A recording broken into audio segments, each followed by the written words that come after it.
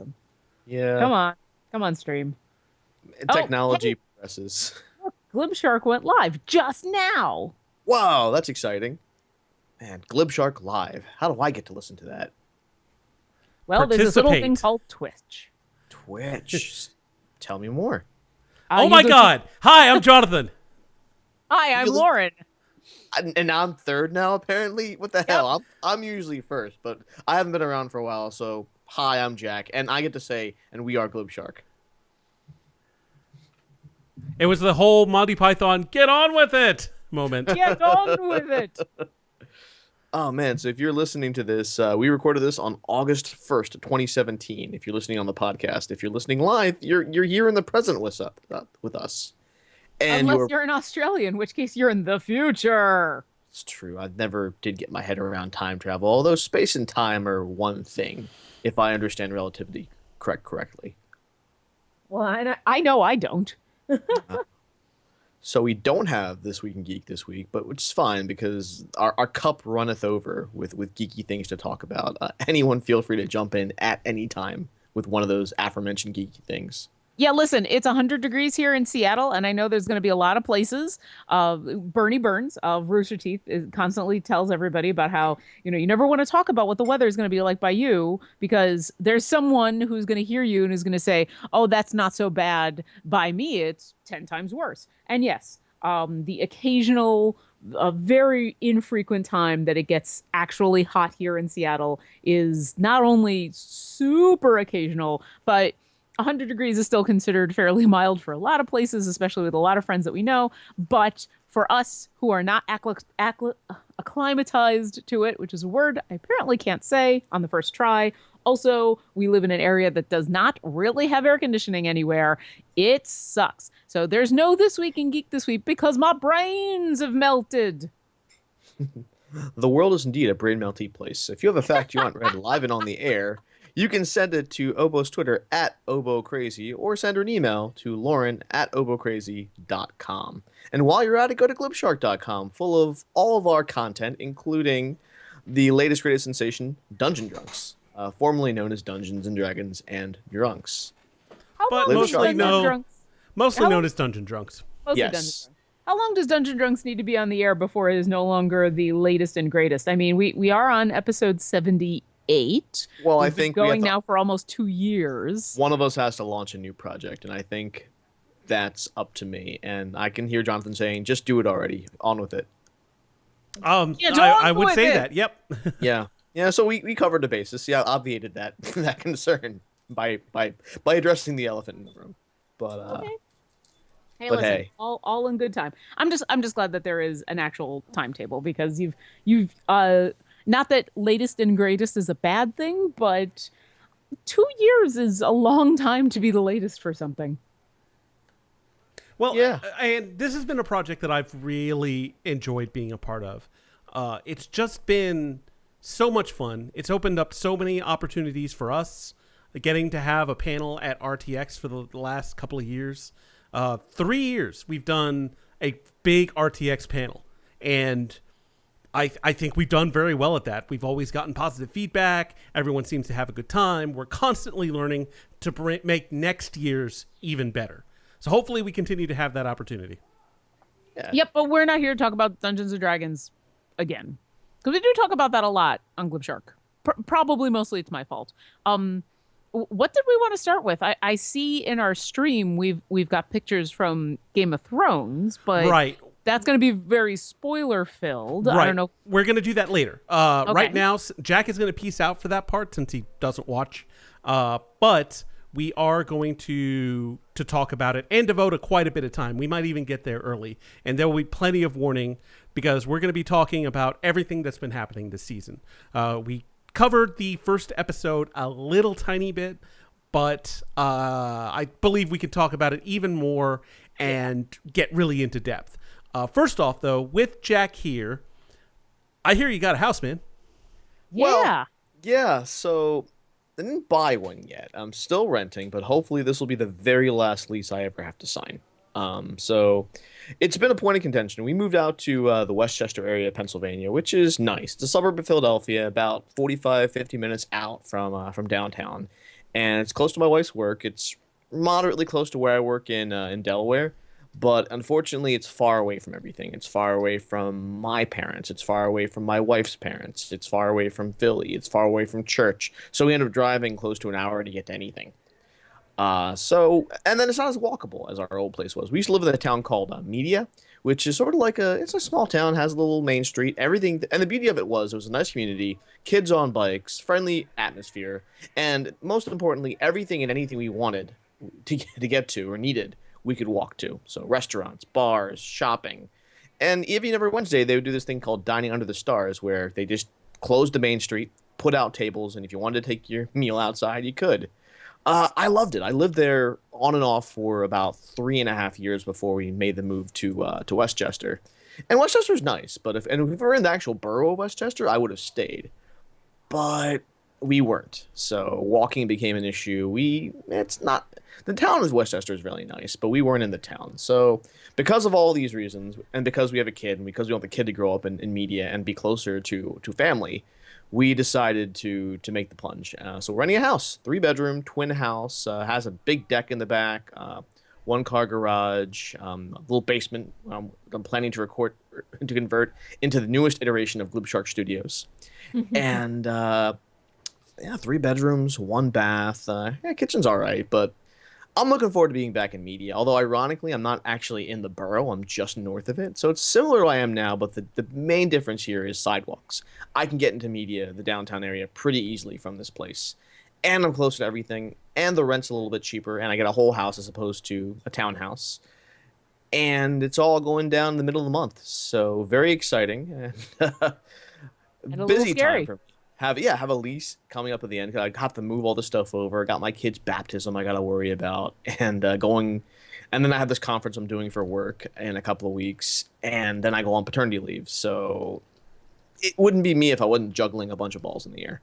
Got those balls in the air. When do you go on paternity leave, if you don't mind announcing? August 10th. And how So long?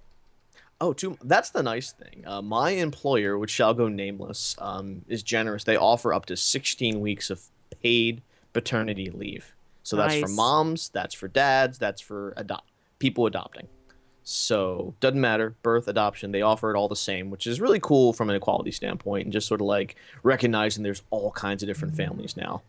Although my family is the best of all the families. That said, it's really cool that I already took 4 weeks when my daughter was born, and I'll be taking the remaining time when my wife goes back to work. So it's nice to know we don't have to, have her in daycare until till late October. So Hmm. that's basically 5 months of coverage I get for my kid, which is a great gift. Money comes and goes, but that time with my daughter will never come again. Oh, So it's got to thank be you, nice. employer.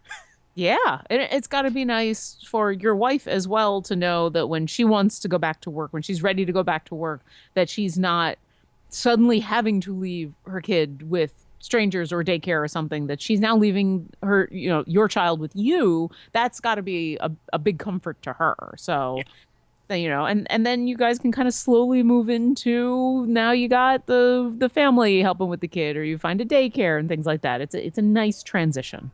Yeah, that's interesting. Like on the show that much, I haven't really talked that much about fatherhood. Although I will say that it can be scary sometimes. When something goes wrong, you don't know what's going on. The thing that I have to keep remembering is someone somewhere at some point was in the same situation and found a positive outcome out of it. So the fact that Yeah. there's nothing new under the sun is it seems nihilistic at first, but really it's kind of a relief. It's like, well, not really a new territory here. This is something that was overcome. Let me do some research, talk to some people, figure it out. Also, the fact that you get scared, I think, is one of the things that makes you a good parent. Yeah, you have to. If you're not scared, you're not paying attention. Exactly. I think those are the kind of things that good parents are made of, is they are honestly worried about, all of those things that, even the things that you don't need to be worried about, you get worried about. And I think that's totally normal. Yeah. Also, poop pictures on Facebook, which is something Um. I'm worried about. Yeah. I'm sorry, that's all I have to say about parenting is poop pictures on Facebook. It's fine. It's fine. You can hit me up on Twitter at Jack Edithil if you have any questions about parenting. Maybe if you guys are nice, or if you are a fan of Glib Shark and have been for a while and want to hang out with us. We have a super secret group. We are not so super secret. I'm routing about. Maybe every now and again I'll be posting a baby picture there. So look for Glib Shark and Dungeon Drunks and on Facebook as a group, and then we'll see if we can, if you're cool, or if you're listening to the show, you like it, we'll loop you in on there. We just Or posted something today about the. Go ahead. I'm sorry. I was gonna say, or come to our once a year live shows at RTX, where Yes. where I'm just announcing today we're starting a tradition. We're going to be showing pictures of Jenga's kid at every single show. Jenga's Breaking news. permission permitting. Well, it's not just me you got to get permission from. There's another parent in the picture, but I don't That's foresee an issue there. And more than likely, at the very least, I will be there next year, if not the entire family. And we might not have to settle for pictures. Nope. I'm sorry. There will be a picture. Their picture will No, be shown. but I meant there might be more than a picture. You might actually get an actual Jenga Junior appearance. Actually, you know what? I kind of like that name for her. For the purposes of the Glib Shark broadcast, my kid will henceforth be referred to as Jenga Jenga Junior. Junior. Yeah. No, because honestly, that was, I mean, we had some amazing crowd reactions, but nothing quite compares to an entire, several hundred people all going, "Aw," even, and I say that even though I have zero interest in having any children of my own ever, and I think children are abhorrent and should be as far away from me as possible, except for yours, Jenga. Yours is perfect. So I totally wanted to show. And then when either we get to the point where you guys say, no, we don't want to show pictures of our child anymore, or your child gets to like the teens emo phase and doesn't want pictures of herself up there and can make those choices, then we'll just go back to showing that first baby picture. And we'll just show that year after year and be like, and Travancore, the Viceroy Glenmore, and Shadow. And oh yeah, look, a small child. Although it's weird, I have a niece about that age where you think she'd want to shy away from that stuff, and she's on Instagram and she knows how to do stuff that I have no idea how to do. I'm like an old man. Like she's the one who taught me years and years ago how to close apps in the background on my phone, and she knows how to do those looped pictures on Instagram where they just sort of do in a loop. I still have no idea how to do that because I've gone from being tech savvy to being like a luddite. I don't want to do those things because they're stupid. Oh no! I hate the boomerang pictures. They are one of the. You know what? If you want to put in a GIF, fine. But having the GIF like rewind on itself, nope. Sorry. I think if it's done right, I think if you do it so that intentionally it is a circle, then yes, absolutely. But 95% of the ones I see are not made that way. They're made like a GIF that then rewinds. So Yeah, I have yet to see one that I like. That I wouldn't rather have seen just as a GIF. I've seen a couple, but I've seen a lot of them that have been entertainment people who are the best at being able to film that kind of shit. Hmm. Oh, and we have people in the chat. Oh my god. Hooray! Hello, people. So real quick, one of the things I did want to talk about is we talk politics on this show. That does happen. And this week has been fairly remarkable in the world of politics. No matter which side of the aisle, if you even subscribe to a side of the aisle, this has been unprecedented. We've had drama in the Senate. We've had drama in the White House. We've had a man hold a position that he had been named to, but hadn't yet actually officially taken. Someone pointed out that Anthony Scaramucci was named as White House Communications Director, but was set to start August 15th, I think it was. Yeah. Or something like that. He wasn't even officially in the role, and he got fired from it. Tell that to his second son. All right. I don't That's get. kind of sucks as a dad myself. You're gonna have to explain that one.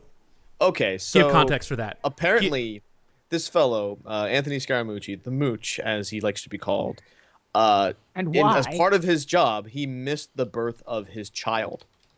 Yep. And basically texted his wife, soon to be ex-wife, congratulations. I will pray for our son. All right, so Priorities. I know, right? On a slightly happier note, because of um because of this gentleman's name, there have been a ton of Queen references going about. There's a bunch of different references, but obviously anyone who is a fan of Bohemian Rhapsody would understand the Queen references. Because of that, I got linked to a video that actually has zero to do with politics, and it had to do with Bohemian Rhapsody. Now, I have very little context. All I know is that apparently Green Day did a concert where at an outdoor venue that was obviously sold out to the gills. And for whatever reason, whether this is something normally that they do or whether it was what the actual concert venue does on a regular basis before a band, whatever it was, the music that came over the PA was Bohemian Rhapsody by Queen. And the entire audience, the video is 3.5, 4 minutes long of the audience, everyone singing along.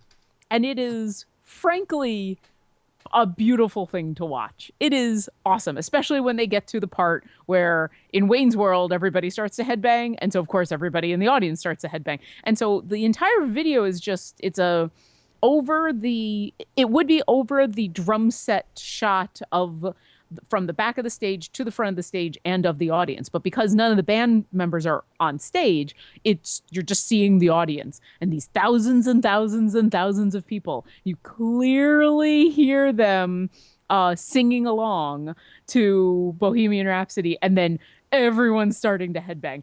And it was kind of awesome. And it then plunged me down a YouTube rabbit hole of watching a lot of Queen videos because Freddie Mercury is a god.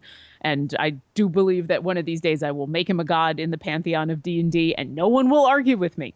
But yes, so definitely if you need a positive little bit of something to come out of this whole Scaramucci thing, I don't even remember what that video is called.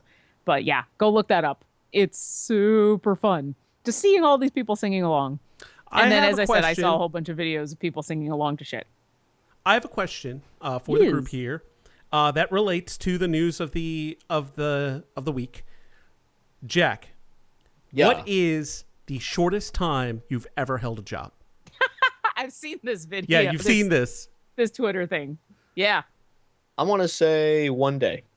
Okay. All right. That is 10% of Scaramucci's time in his position. Can you elaborate? Wait. Yeah, I get. Okay, there's a story here. Yes. Can you elaborate? If you don't want to, that's okay.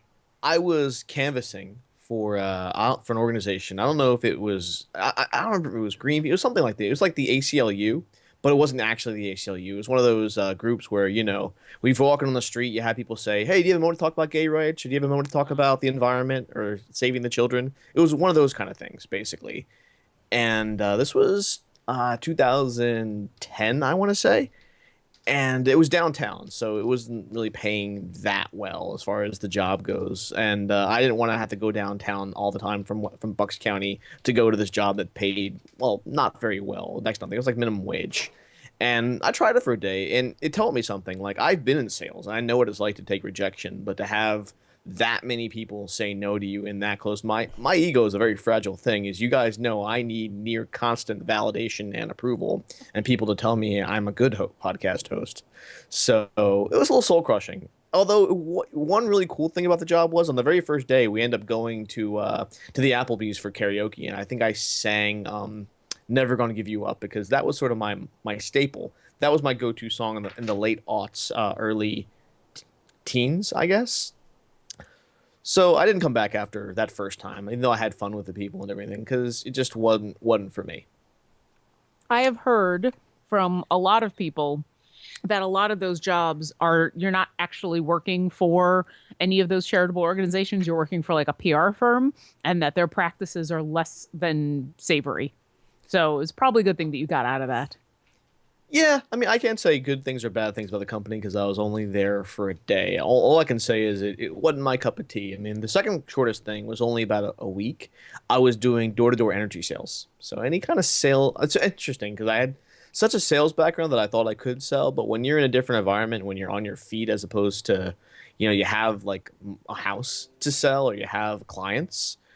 It's a very different thing. Although I did manage to sell some in Pennsylvania. You have like deregulated energy. You can decide who you buy your actual energy from. Like Pico is the distributor, but like you can have individual energy companies you can decide to sign up with, and they actually the ones who provide you the power.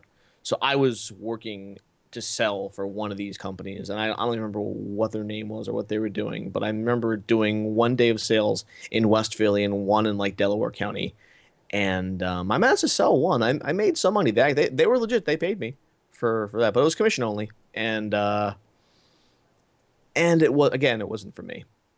Yeah. So, Obo, what about you? Shortest job, the Well, shortest, and only the shortest job.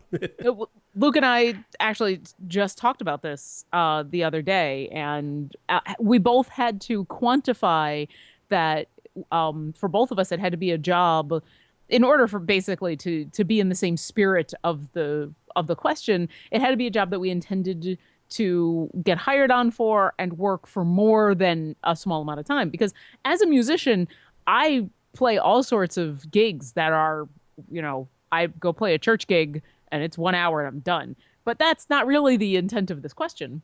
As far as a day job that I got hired on that I thought I was going to work for weeks and weeks and weeks or maybe even months, I did, it wasn't a week, but it was like 5 days worth over 2 weeks, like a Thursday, Friday, Monday, Tuesday kind of thing.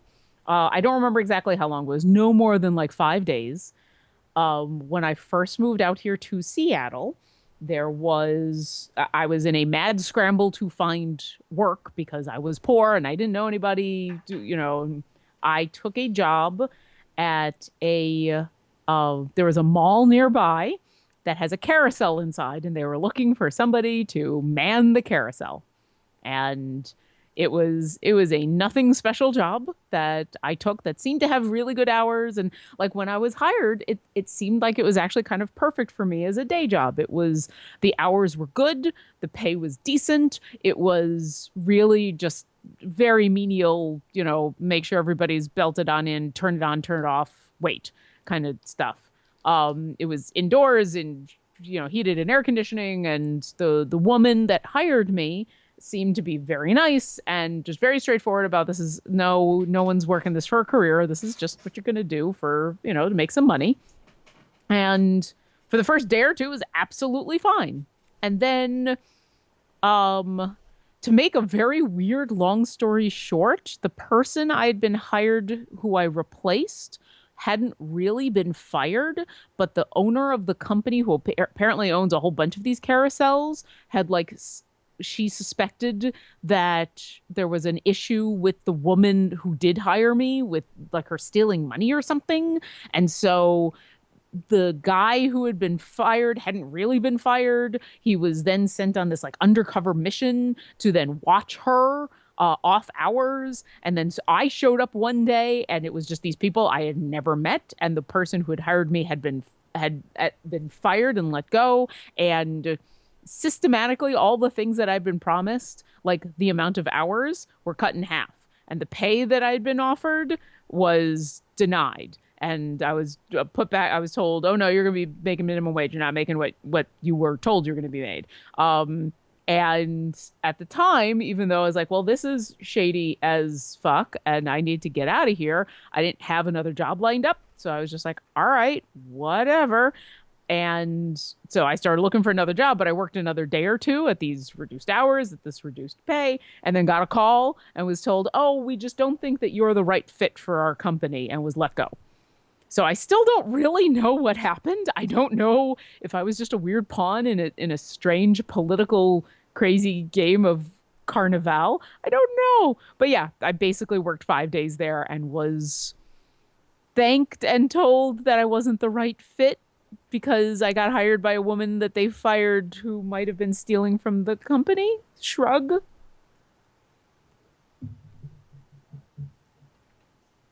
And that was a moment of silence as we all think about how crazy that is over a basically a merry-go-round in the middle of a mall.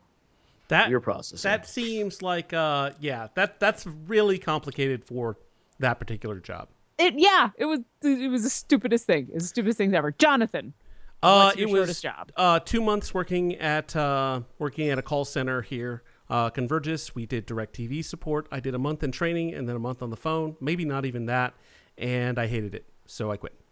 Hmm. So you either win or lose for having the longest shortest job. Well, I don't know if it all counts. I mean, a month of it was training, and I did get paid for that. Yeah. Well, if you got So paid, it counts, I would say. Yeah, I agree. And you that was part of the job that you took intending on staying there for more than a short amount of time. So I think that totally counts. yeah, Like and I think Luke, that was it. There was a computer store in town that I also worked at, and I was trying to figure out if I was there less time because it was another one of those shady things. Like they were going to open like this internet gaming center. I was there to kind of help set up shop and sell computer parts, and then I also was there for like network stress testing, which involved playing Instagib, Quake 3, Capture the Flag. And I gotta say, that was one match that I played like a fucking god. But then as all shady ventures come, our hours got cut. We weren't getting calls from the owner, and eventually he had hired new people. So we're like, okay, and then the place closed down not long after that. yeah.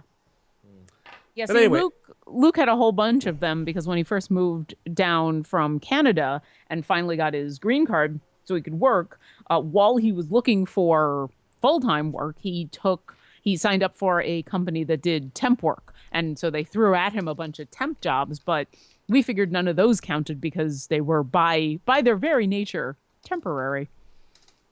But he had a whole bunch of jobs that were only like 4 or 5 days a week, 2 weeks, that kind of well, thing. we're 30 minutes in, and it is time for Game of Thrones time.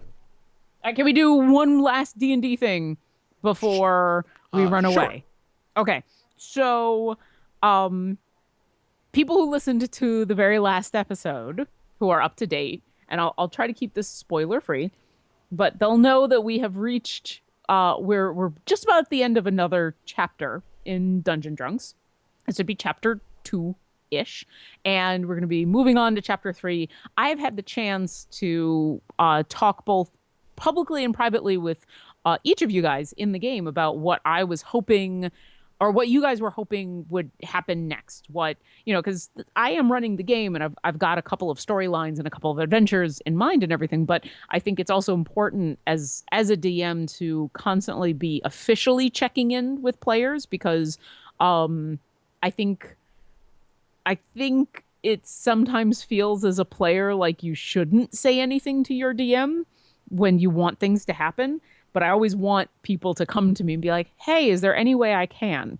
That being said, so I've checked, and you guys both know I posted on our top secret group, for everybody to see, and then I've texted everybody kind of privately to be like, hey, is there anything anybody would like to see or anything? I would like to put it out there. Not that I'm really looking for story ideas, but if anybody who's been listening to Dungeon Drunks for a while and wants to chime in with what they would like to see, and I'm talking about like, were there plot threads left hanging that they would like to see more of? Is there a certain character, whether it's the main PCs or some NPC, besides of course Tim the Guard, that people would like to know more about? I can't guarantee anything because my first priority is to my 4 players, and my second priority is myself, and my third priority is the listening audience.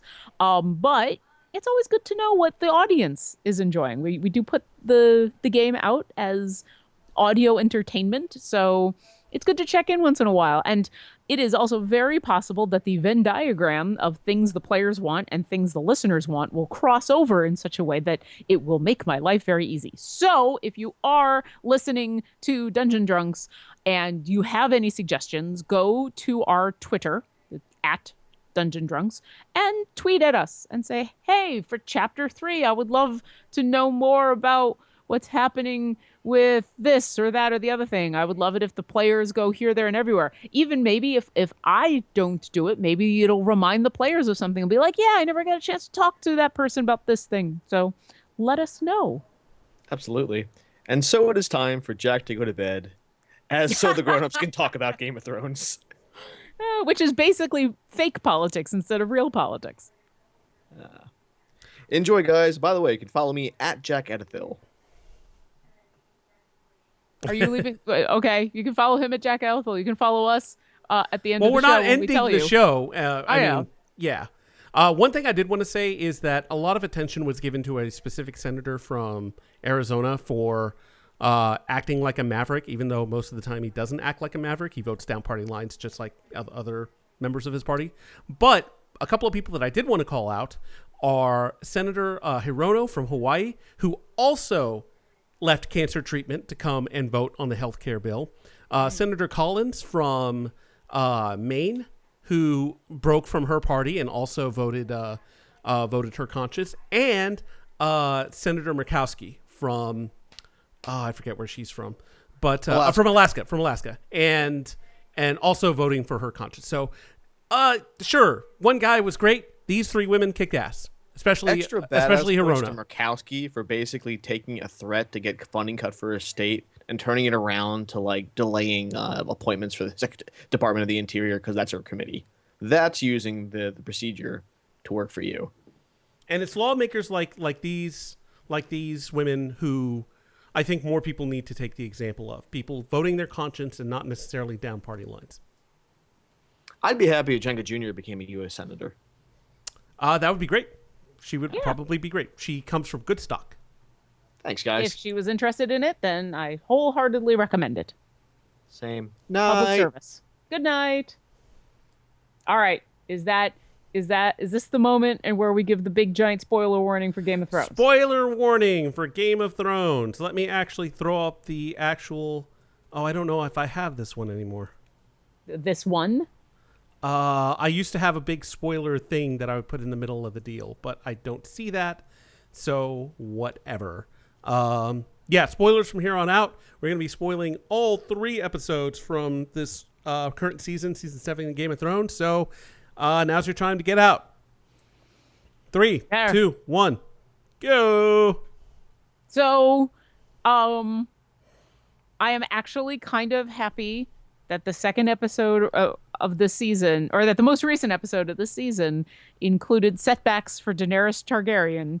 Not because I want to see her set back, but because, oh my God, up until that moment, she seemed way too unstoppable and perfect. And I was waiting for the other shoe to drop. And I'm kind of happy that the other shoe that dropped is not a crushing death blow of crazy, but all right, serious setbacks that can be overcome. So I was actually just talking about this to friend of the show Izzy, because we talk about this stuff a lot.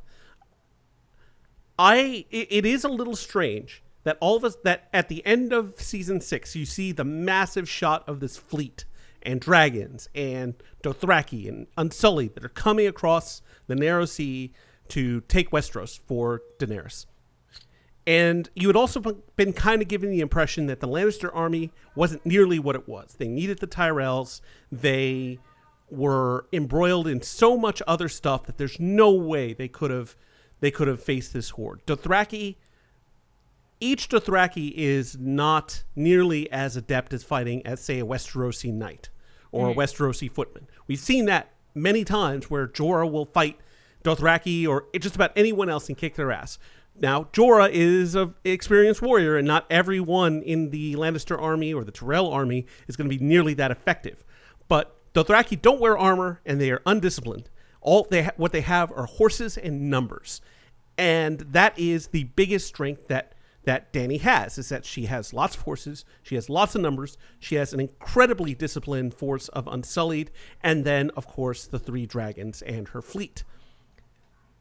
So I get that they needed to put her in a bad spot, but and the way they did it with the both the battle against, where it was basically Ironborn versus Ironborn, where Euron attacked the fleet that was essentially going to ferry the Dornish army back to King's Landing.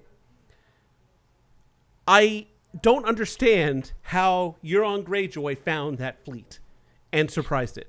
Yeah, I actually, the only thing that I still don't quite get or understand, but they've glossed it over enough that I really can't say otherwise. I mean, the last thing you see from him the last season is him turning to his men saying, "We're going to cut down every tree on the Iron Isles and we're going to make a new fleet." As he's been told that their best men and women have taken all of their ships and left to go join Daenerys Targaryen. So I the leap of logic for me is where'd they get where'd they get the wood? Yeah, How big okay. are those We islands? were also talking about this in the same thread. Like, where did those resources come from? It's like, this is not, and this is the example I used in our conversation. This is not pre-World War II USA, where there's this untapped labor force and vast amounts of resources that everyone used to create tanks, create jeeps, create ships, create guns.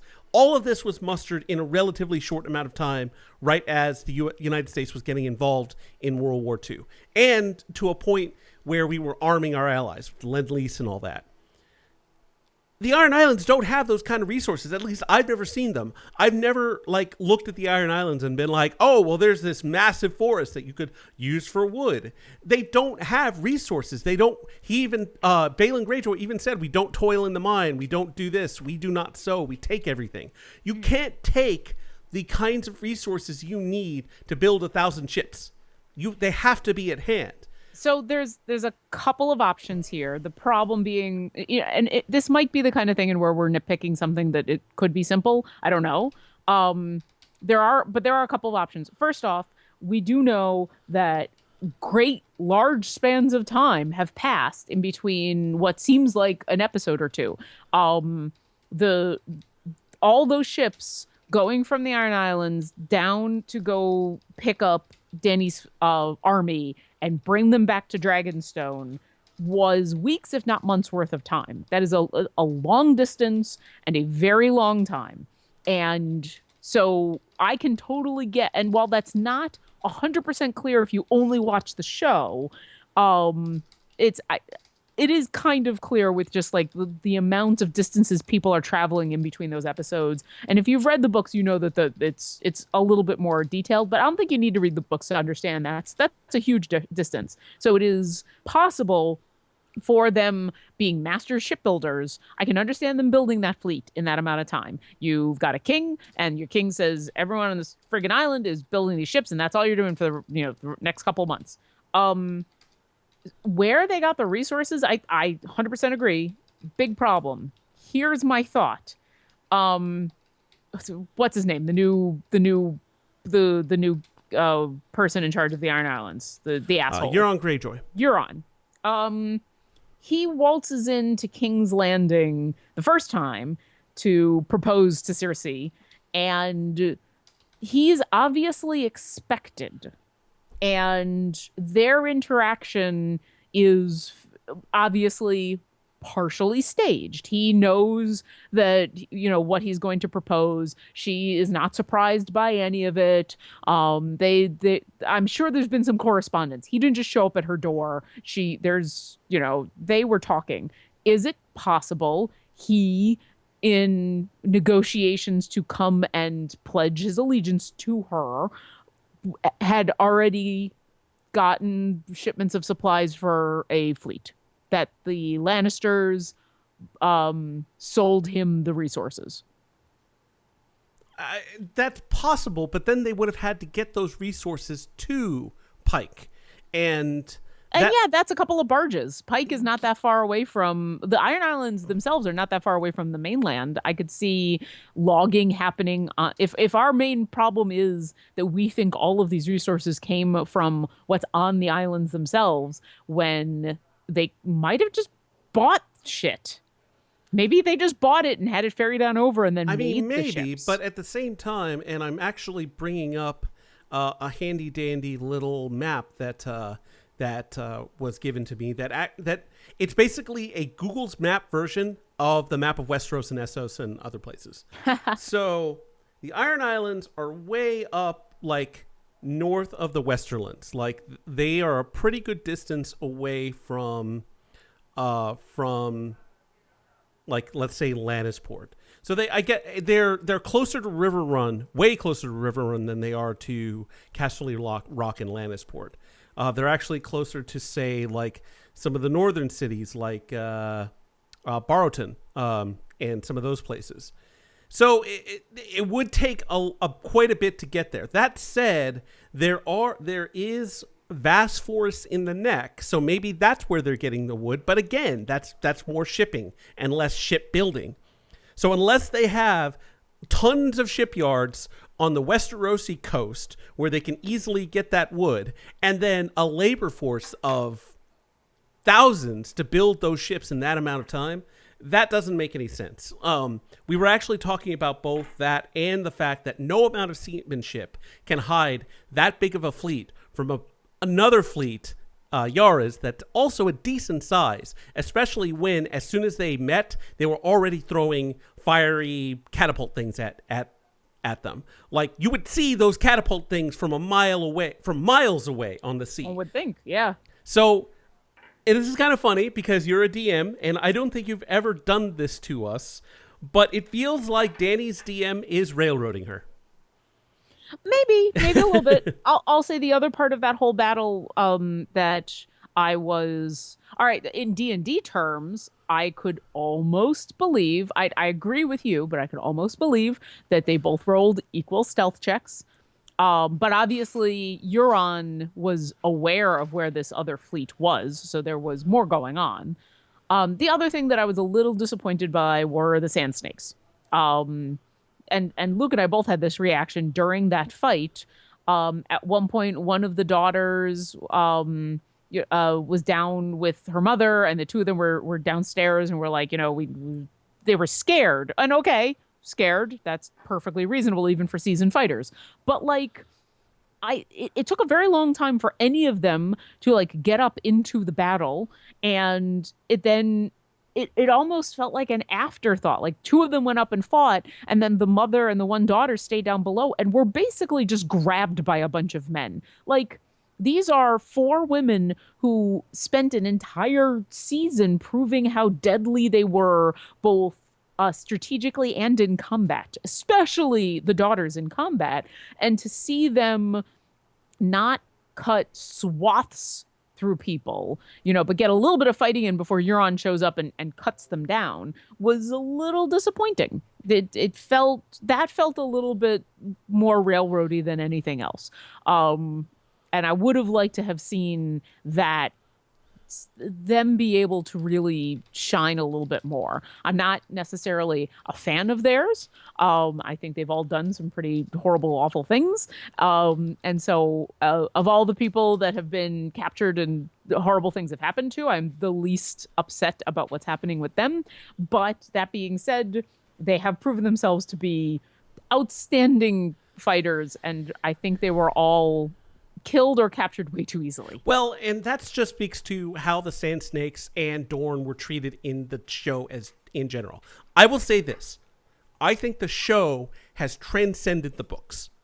Overall, the show is delivering a better experience than the books did. I think there are things that George R.R. Martin is good at. He's good at the intrigue. He's good at describing food. He's not so good at medieval warfare. What is it? God damn it.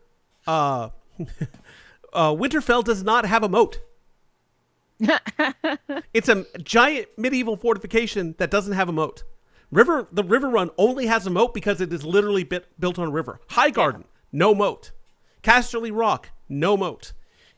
We'll get to Casterly Rock in a little bit because we finally did see that. But what the show has done is take some of those weaknesses and have them made a little more sense. Like, especially in Battle of the Bastard and some of the other engagements that the Boltons were involved in against like Stannis as well. In both those cases, the Boltons had no reason to leave Winterfell. They could have just stayed there and sweated out whoever was attacking them. And in both cases, Ramsay decided, you know what? I'm a particularly vicious fucker. I'm going to go out and kill these guys. And both of those were pretty good battles as far as demonstrating a medieval battle. But neither of them were shown in the books yet. And I don't think the books would have done them justice. Whereas the show made them exciting, made them tense. You get the face off between Jon Snow, who is an excellent battlefield commander and an excellent warrior, versus Ramsay, who is just vicious and is a sadistic motherfucker who is not a good commander because he does things like leave his castle when he doesn't have to just to watch people die. Yeah. But the flip is that Ramsay is exceptionally good at getting into people's head. We saw that in Battle of the Bastard, where he taunts Jon, kills the poor Rickon Stark, who is unable to zigzag. If he just zigzagged, he would have been fine. Serpentine. But he uses that to get into Jon's head, and then he causes him to do exactly what Jon himself had said we should not do. We should not charge the larger Bolton force. We should hold back. But the show makes it all interesting. And I think the only piece of the show so far that is not transcended the books is the depiction of Dorne and the depiction of the Sand Snakes. I think in the books they were pretty interesting. Dorne was pretty interesting. I liked Doran Martell. And Quentin Martell even kind of grew on me. Mm-hmm. But you didn't get any of that in the books. Doran Martell literally just sat around, did nothing. He did exactly what book Adriana Martell accused him of. Yeah. Just sitting around and doing nothing. When in the books he was playing a very long game. In the show, he's playing no game. He does nothing, and then he gets blindsided by the shitty Sand Snakes, and then they get killed without much of a fuss. Yeah, and the I think also the books did a better job of explaining that the people of Dorne really were upset about the injustices that had been done to them, because in the show you really only had a he said she said scenario, and so it wasn't until all of a sudden there was a coup that you went, oh, well, I guess if the guards aren't rising up to stop these women, then yeah, that must be true. So there's definitely been stuff left out that you just had to assume, well, this must be true because this didn't happen. I will say, to your point about battlefield tactics, whether or not it's medieval or not, I will say, touching on a couple of things that you said, I think they gave very good reasons for why Daenerys didn't just storm Casterly Rock. Why Daenerys didn't just go straight to the Iron Throne and slaughter everybody. Like, beyond the whole she's not that kind of a ruler and wouldn't slaughter everybody, I think the reasons for not sending the quote-unquote foreign army to go take the throne make a lot of sense in this world. I think the strategy that was being employed that Tyrion was coming up with not only posed issues that I hadn't realized were issues, but then solved them in ways that made sense. The only thing that I didn't really understand, but I guess is a thing, is, all right, why haven't the dragons been sent out to just burn this fleet? Well, Daenerys has to go with them. Well, why wouldn't she go with them? Well, because it's just her and her 3 dragons. And yes, they're 3 fucking dragons. But I think she might be the only one who, besides a couple other people who are trying to kill the dragons, she might be the only one on her side who knows that these dragons are not invincible. And, that while she was willing to put herself in danger, no one else was. So I guess I guess she can't just send them out to go kill. I guess they're not smart enough to do that. I think they need direction. And we were actually talking about that, how if you're going to send ships that far, why not have a dragon escort? Why not have your queen, which would actually be kind of inconvenient to send her on this errand, but have her riding Drogon, guiding the other dragons, and send them to Dorne, and just to say, hey, I'm going to Dorne, I'm going to meet up with everyone, I'm going to say hi, and then I'm going to come right back. I don't know why she didn't do that. More to the point, I think that they were too clever with their plan. They had this plan of grabbing the Dornish army, bringing it over to where they were going to Dragonstone, to then hit King's Landing, along with the forces from Highgarden. They were also going to have the Unsullied go take Casterly Rock. And so Westerosi were going to hit King's Landing so that it wasn't a foreign army landing there and invading. And then it was going to be the foreigners actually going and taking Casterly Rock. What I don't understand is why this needlessly complex plan. I get that there were reasons for show, sort of like, hey, this is not a foreign invasion. Why does it matter? You have one job. You want to get that done pretty quickly. You step to Dragonstone, you gear up for the invasion, and then you send what you can from Dragonstone with Dragonstone as your fallback position. If you're worried about the dragons killing lots of people, don't use the dragons against the city. Use them against the ships. They've already proven that they can take down a lots of ships if they really want to. So use them that way. Have Dany cover the invasion from the air, sink any ships that they come across, land as many people as they need on the beach, have the Tyrells come in from the other side. So from the city gates, you have Tyrell soldiers marching in, and then just grab the Iron Throne right away. You can worry about Casterly Rock and everything later. Maybe, but there's a couple issues. One, I think you do end up with a ton of loss of life, including civilians. Two, I think that only works if you're confident that your enemy is just going to hold up in the city and not try to do anything clever. And I think that I think several people, including Tyrion, have expressed that for all that Cersei is evil and a horrible, crazy person, she is not stupid.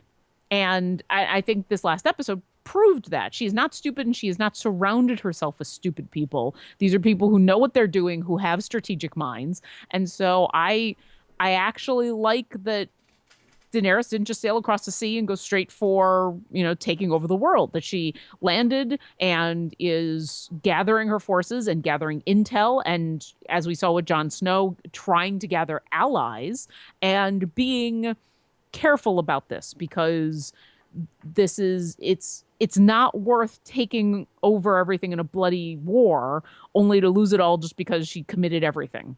But I think, and that's the thing, you wouldn't have to commit everything. You could have your staging area at Dragonstone like you have now, but you don't wait. And I think any loss of life you could abate by, like I said, I think the biggest killer of innocence would be the dragons, and but then potentially setting off whatever wildfire is left under the city. So dragons actually attacking the city is definitely a no-no. You keep them away from that. But I think you could take at least the Red Keep. There aren't many civilians in the Red Keep. It's a keep. There's going to be some, but it's mostly going to be the court and then the queen. You take that.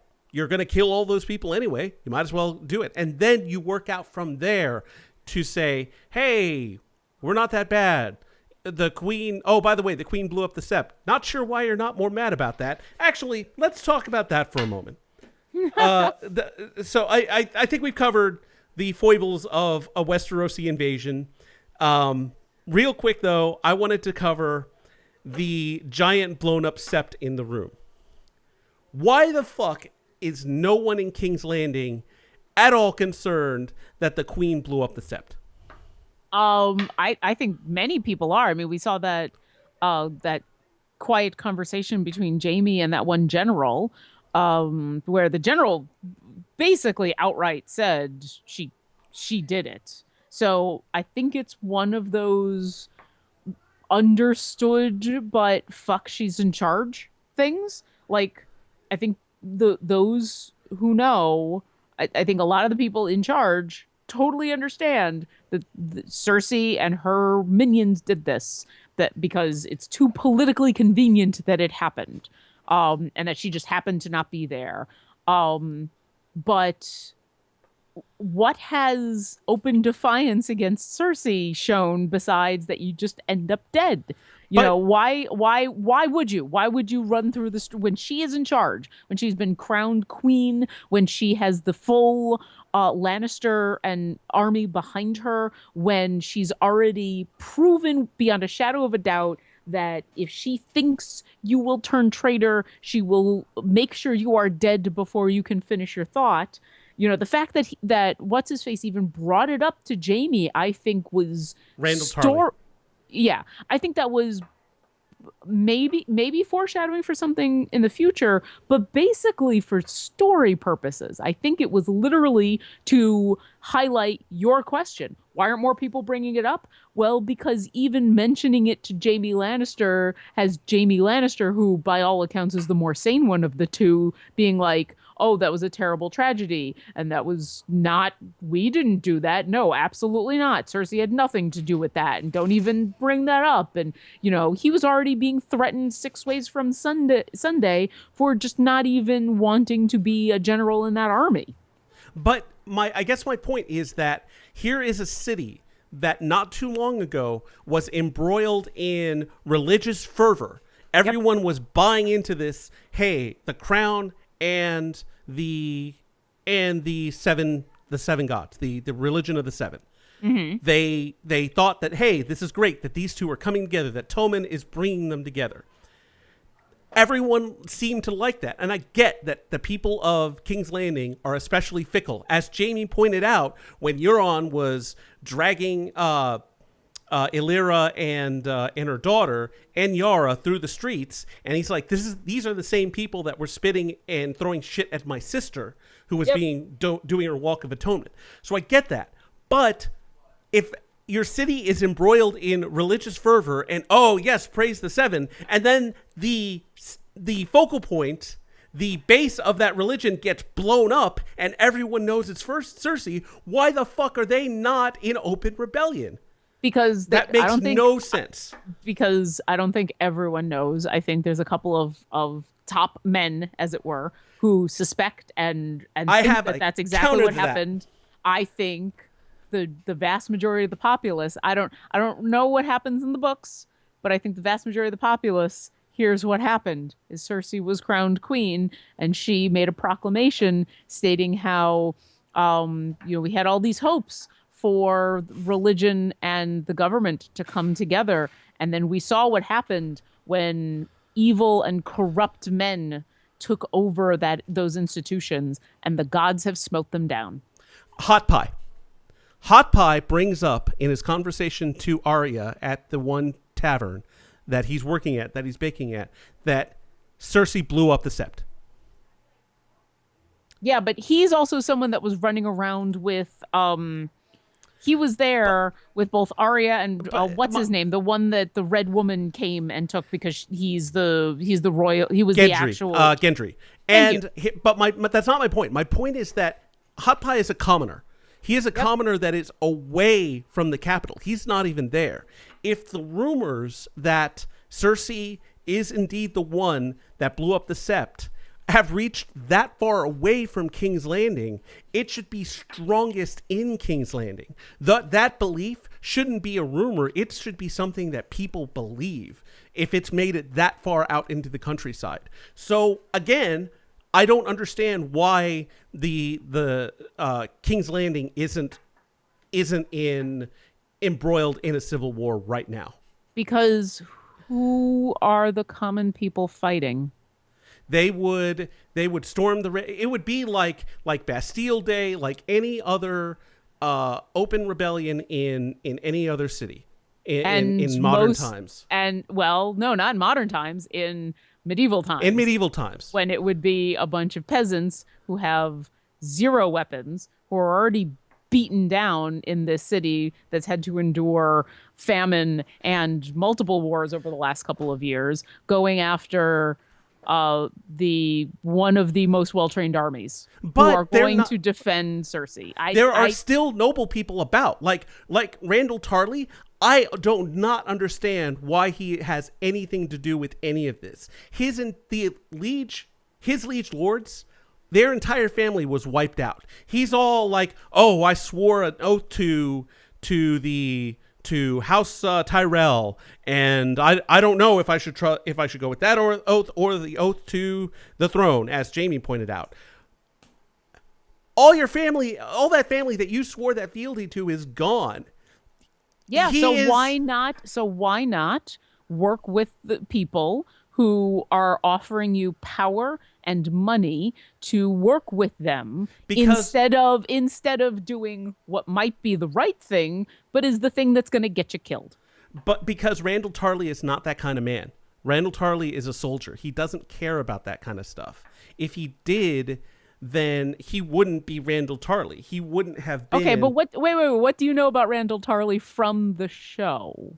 We don't know that much. Only that Exactly. he is the only commander to have beaten Robert in the field. That he was a Targaryen loyalist. Well, now we know one other thing about him, which is when offered to either join the Lannisters and become more powerful and get more money and more fame, or not join them and get threatened, he decided to join them. That's And all. Like the books, this may be one of those things, and where in the books he is a completely different person, or we know a lot more about them. But in the show, like I barely even remember the guy's name. Like that's how inconsequential he is. Well, in the show, his characterization is very much like what we saw in the book. He is a hard man. He is a dedicated soldier, and he hates Sam. Though all of those were expounded upon, and yes, in the show he is actually more fleshed out than I believe he is in the books. However, I already hated the character because of how he treated Sam. I've actually been doing a rewatch of the series, which is why some of this stuff is more fresh in my head. Mm-hmm. I already disliked him because he was an asshole when Sam came back, and that's why I don't feel bad that his Valyrian steel sword is not his anymore. That is probably going to end up in someone else's hand. I have ideas about that.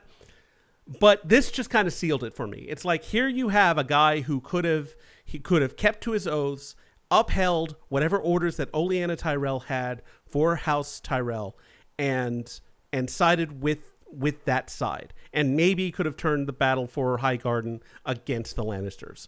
But instead, he decided to pull a Kevin Durant and take his talents to Golden State because he is an asshole. Well, and I somehow managed to work in a dig at Kevin Durant into Game of Thrones. I'm pretty happy with myself. Whether or not, I think if Game of Thrones has proven one thing, it's that whether you are an Oathbreaker or not is 100% what side is talking about you and who won. And whether or not what he did with joining the Lannisters was the right or wrong thing to do, obviously we think is wrong because Cersei in the show has proven herself to be an awful evil person. But let's remember that this is not a black or white thing. This is not that these people are 100% good or 100% evil. That even the most evil of characters several times over have had moments, if not whole arcs of redemption. And the best characters have done really crappy things. And there is one of the reasons I think we're all drawn to this series is because the vast majority of these characters are shades of gray. Right. And so when you ask the honest question, why is there not open revolt? Well, because the vast majority of the people who would revolt, they take one look. First off, the vast majority of people who died were all priests and nobles and people who the peasants don't really care about. They took one look at the Lannister army standing around in their gleaming breastplates with their sharp swords, and the mountain literally standing there in front of Cersei. And they took one look at the fact that they had not enough food to feed their family and not enough money, and they had bigger things to think about. And those in power who had the opportunity to make those choices had to decide, am I going to be Robb Stark? Well, no one's that stupid. Come on. Well, am I going to work with the people, or am I going to turn against them? And, what am I going to do? And for people like this guy, where what oath you decide to go with is going to make you an oath breaker in someone's eyes. Someone is going to be able to throw that back in your face no matter what.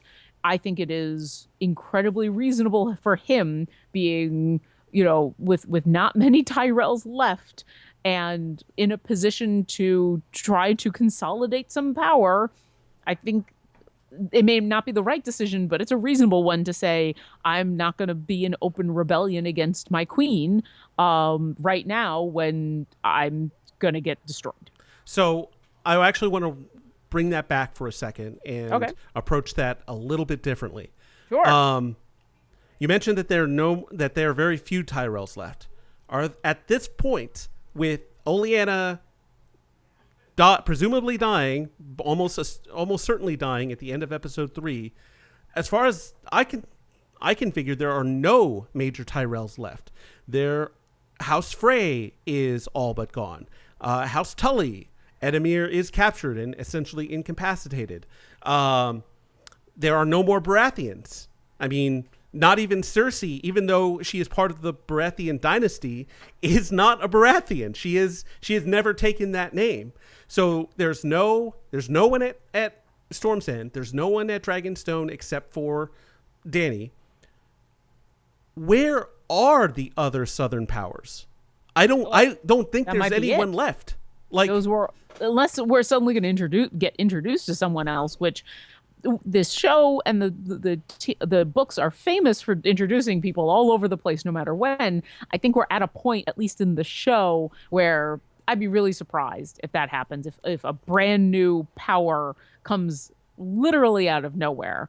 And the only reason I mentioned about the Tyrells almost being gone is at that point where he has that conversation with Jaime and is making that decision. She's still alive. Oleana is still alive, yeah. She's still alive, yeah. But yeah, I think you're right. There's really not much left. We were actually talking about there was a line when Tyrion first got to Pentos with Varys, and they were at Iliar Mapthor, whatever, his manse. And Tyrion was like, how did you meet this dude? And Varys was like, we had mutual friends that thought that Dany was better for the Iron Throne. And in the books, I'm pretty sure those mutual friends were Blackfires, which, if you haven't read the books, the Blackfires are basically a house created from the Targaryens, specifically from a bastard named Blackfire. And so this Blackfire got his own sort of house alongside the Targaryen proper. There was some sort of issue, and the Blackfires rebelled. They fought against the main Targaryens, and I believe that was the Dance of Dragons, was that civil war. The thinking in the books is that young Griff, the supposed Targaryen that lands at Griffin's Roost, is a Blackfire, and that Varys is working for the Blackfires. Well, this line ends up in the show.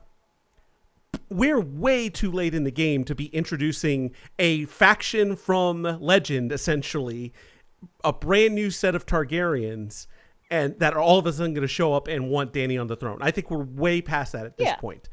No, I agree. And I don't think they need to. That might just be not only a nod to the books, but also because we know Varys as the guy who knows everybody, that might just be a convenient, do you know this guy? I know a guy who knows a guy. Well, he knows everyone. We have a thought on that. In our conversations, what if that group was the Iron Bank? Maybe that, well, it depends in the show if they're lying to Cersei about backing her instead of Daenerys. There was a post on Reddit that I thought was kind of interesting about that conversation. At no point does Tycho Naharis promise any sort of support. Nope. He doesn't. But Cersei mentions that she presumes that the Iron Bank has investments in slavery and that it's not going so well. And his response to that is the slave trade has taken a downturn. At no point does he confirm that the Iron Bank does indeed have any sorts of investments in slavery. It would be very unlikely for an organization from Braavos to be involved in slavery, even the Iron Bank. Braavos was founded by ex-slaves, and slavery is not a thing in Braavos, which there are other cities where slavery isn't a thing, but especially so in Braavos. So having the Iron Bank invested in any kind of slavery would be kind of against their character. But they're not invested in slavery. They invest in people, and if those people happen to make their money from slavery. Well, I think that would be offensive to them. I don't know. But I don't think anyway, the point is is that I think that that Tycho is going to see the money that I had no idea that Cersei would be able to collect that money. He's going to see the money. He is going to collect it with his dudes from the Iron Bank, and then he's going to say, "Well, good luck," and leave. The assumption from Cersei is that they're going to get more money from the Iron Bank once they pay. And I don't think that's going to happen. And then she's going to get boned. And I think that is a very Cersei thing to happen. This is the same attitude that in the books got her a master of ships that ended up absconding with his new fleet that he built for her. So let me ask before we go down that too far, because at least in the show, whenever the Iron Bank and the debts that need to be paid to the Iron Bank has come up, they have always had an overtone of dread. You don't fuck over the Iron Bank. As much as the Lannister creed is, a Lannister always pays their debts, and sometimes that is a promissory note, and sometimes that is a promise. The overall everybody being completely deferential to the Iron Bank seems to come with this: you don't fuck them over because you will just get destroyed. So they haven't expounded on that in the show at all. It's just been this: it doesn't matter who you are, you pay your debts to the Iron Bank, or else the consequences are so dire that no one is going to even talk about them. So Cersei wanting to bend over backwards to make sure that the Iron Bank gets their money, it is very possible that you're 100% right, that she might be also hoping that they'll reinvest in the Lannisters, that she'll be able to continue this relationship, and that they'll just take their money and say, okay, good luck, thank you, and leave. But if half the reason she wants to pay them off is because if they don't get paid, then, oh shit, and it might be as simple as, if I can't show that I'm good on my debts to you, the Iron Bank has more money than God to throw at my enemies, then maybe just paying him off so that they don't do that is completely worth it. Maybe just, hey, here's the money that we owe you, just to show that we're solvent and you still have trust in us and faith in us. That might be enough, and for the Iron Bank to go, okay, thank you, and leave and not invest in anybody. And for Cersei, that might be a win right there. Just proving that she is still a viable player financially, that the Iron Bank doesn't want to back anyone. I don't know. It depends on how great a threat the don't fuck over the Iron Bank really is, which in the show we still haven't seen we haven't heard anything about. We've just seen people cower before them across the board. Right. And I think with and I like calling him Mycroft because it's the same actor that plays Mycroft in Sherlock, and Mycroft is pretty easy to remember. But I'm going to refer to him like that throughout here. But if Mycroft has been reintroduced at this point, it seems like a little bit of a waste to bring him in to say, yep, you owe us money, and then have him be on his way. I'm hoping that there's more here. I'm hoping that it adds to the intrigue. Whether it's for Cersei's favor or not, like you said, that dread and that overbearing sort of faceless organization that has a face in Mycroft, I think it makes things a lot more interesting and a lot more difficult for both sides. I'm curious to see where this goes. I'm curious to see what happens in Dragonstone. Now Dany is on her heels without a fleet. So she has tons of Dothraki and no ships to get them to King's Landing with. She has most of her, if not all of her Unsullied, are trapped at Casterly Rock with no food, and their ships are also gone. So it's like, what happens now? And that's why the show is so great, is because it gives us a lot to talk about and a lot to think about. And like you said, no one is 100% one way or the other. Like, I think the closest you get is Ned Stark was super honorable, and it got him killed. You have Joffrey and Ramsay, who are probably, if any human characters had to be categorized as quote unquote evil, they would be the only ones with solid cases. I think everyone else you could probably qualify as driven or ruthless, but not necessarily evil. And even Cersei. Even Cersei, I'll say this: we just saw her do something very horrible to the sand snakes to I just That forgot. was so fucking sadistic. That It was. was. But when you think about it, but she has this impassioned speech, and what you have to remember is in that moment, she is a mother grieving for the death of an innocent child. Yeah. They what she accuses them of doing, she's 100% right. They killed Marcella really just out of spite. There were plenty of other people they could have gone after who at least had had a hand in some of the people that had died. But to kill Marcella was 100% just a completely evil act. And the way they did it was completely evil. And so, Why not in kill Jamie? exactly, there were plenty of other things they could have done that would have been at least more understandable. And I think So that's one of the for reasons why the sand snakes in the show are so much less likable than the ones in the book. In the book, Adriana and the sand snakes try and kidnap Marcella to make her queen. They're not interested in killing her. They do want to use her, but they want to ascend her to declare her queen of the Andals, and then that's their power play.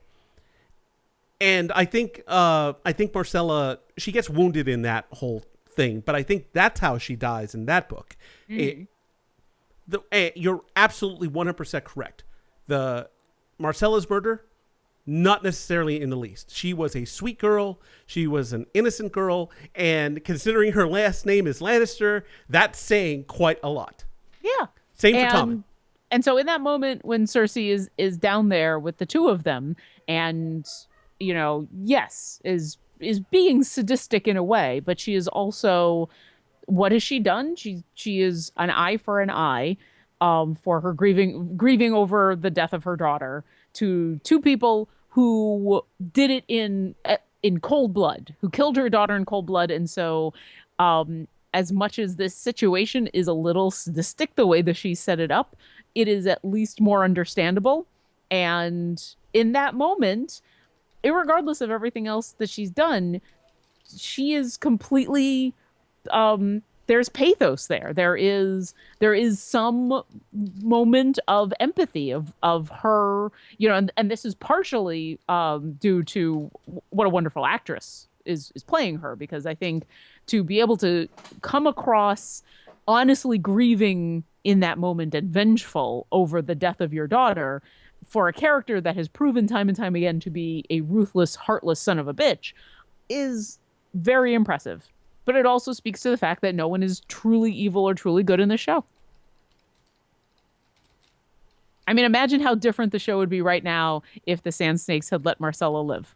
If Jamie had been able to return home with his daughter. That would, and yeah. As much as I like Jamie, killing Jamie would have made a lot more sense. Yeah. It would have still infuriated Cersei and everything, but it at least would have been justifiable in a weird way. More justifiable, I think. Yeah. Yeah.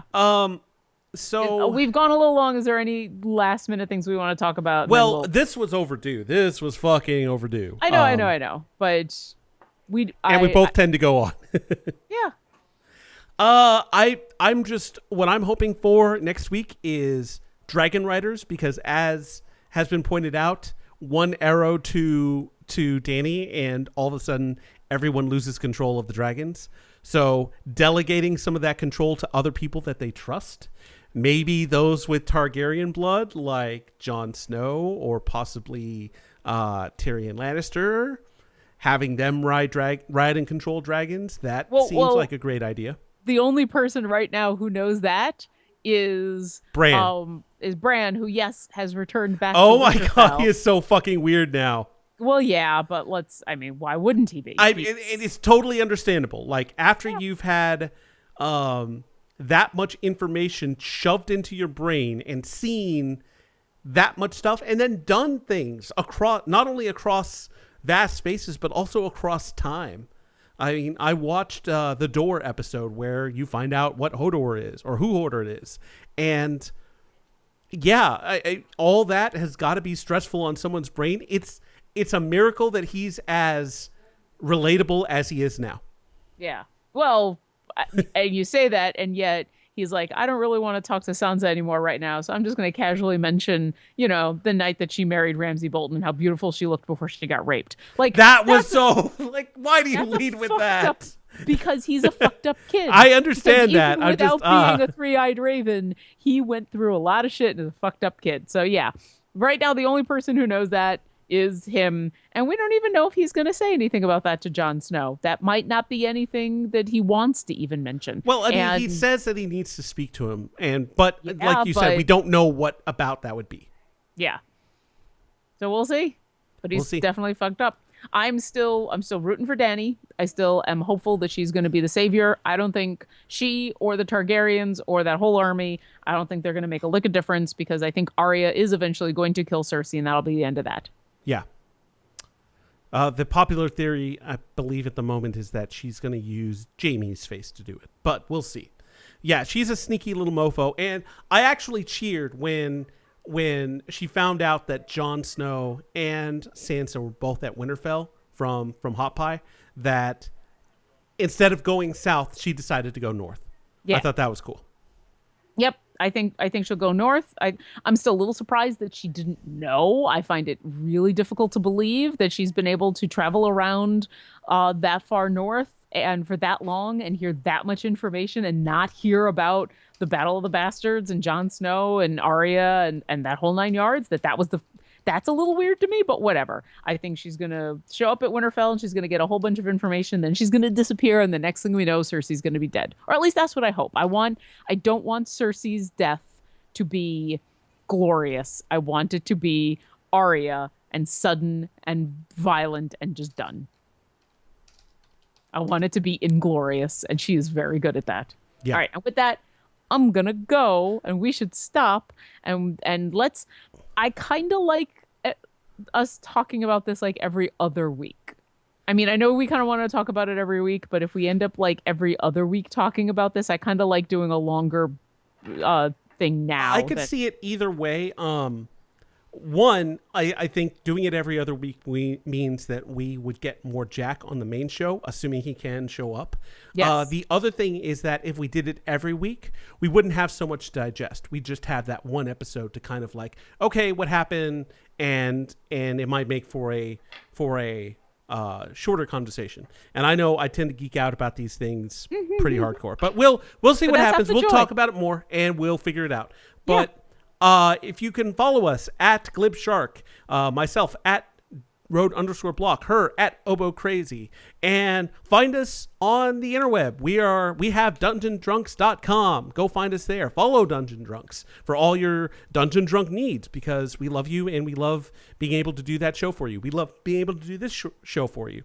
So for Lauren, for Jack, for myself, for everyone here at Glib Shark, thank you so much for listening to us this week. We will see you next time. Bye.